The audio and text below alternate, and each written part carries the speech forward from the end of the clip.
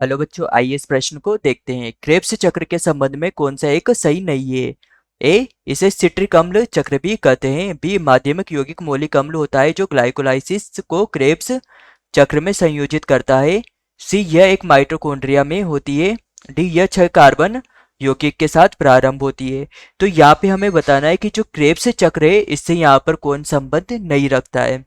तो हमारी मुख्य अवधारणा होगी कि क्रेब्स चक्र क्या होता है। तो यहाँ पे हमें क्रेब्स चक्र के बारे में बताना है। तो जो क्रेब्स चक्र होता है यह वायवीय श्वसन में होता है। वायवीय श्वसन में होता है तथा यह माइटोकॉन्ड्रिया में पाया जाता है। माइटोकॉन्ड्रिया में पाया जाता है। इसके अन्य नाम भी होते हैं जैसे सिट्रिक अम्ल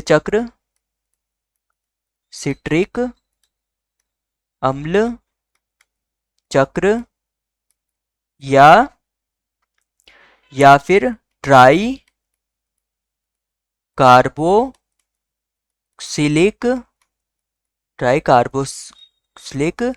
एसिड चक्र आदि नामों से भी इसे जाना जाता है। यहाँ पर जो सिट्रिक होता है यह इसको प्रारंभ करता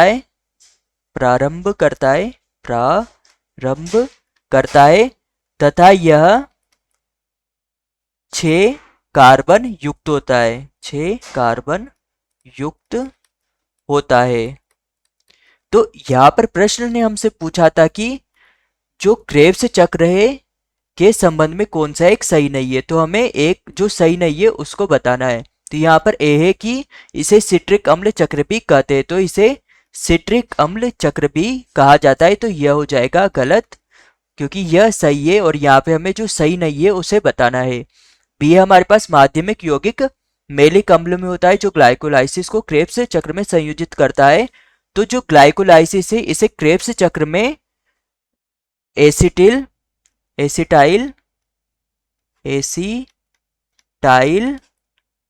को एंजाइम ए के द्वारा इस ग्लाइकोलाइसिस को क्रेब्स चक्र में संयोजित किया जाता है। तो यह हो जाएगा गलत। तो यहाँ पर हमसे सही नहीं को पूछा था तो हमारा उत्तर होगा उत्तर बी जो सही नहीं है।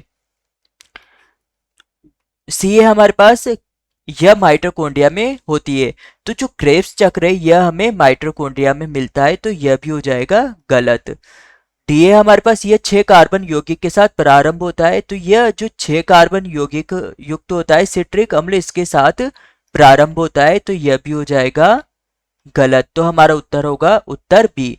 तो यह हमारा प्रमुख सिद्धांत होगा कि क्रेब्स चक्र में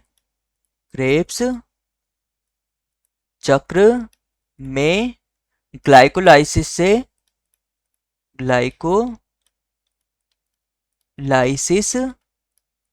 से पायरुविक अम्ल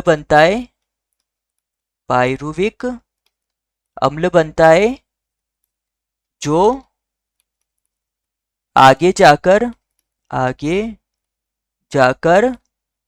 O2 अर्थात ऑक्सीजन की उपस्थिति से CO2 व जल का निर्माण करता है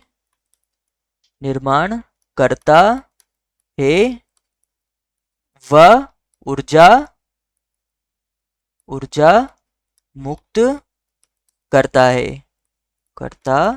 है। तो हमारा उत्तर होगा उत्तर बी। आशा है कि आप इसे अच्छी तरह समझ गए होंगे। धन्यवाद।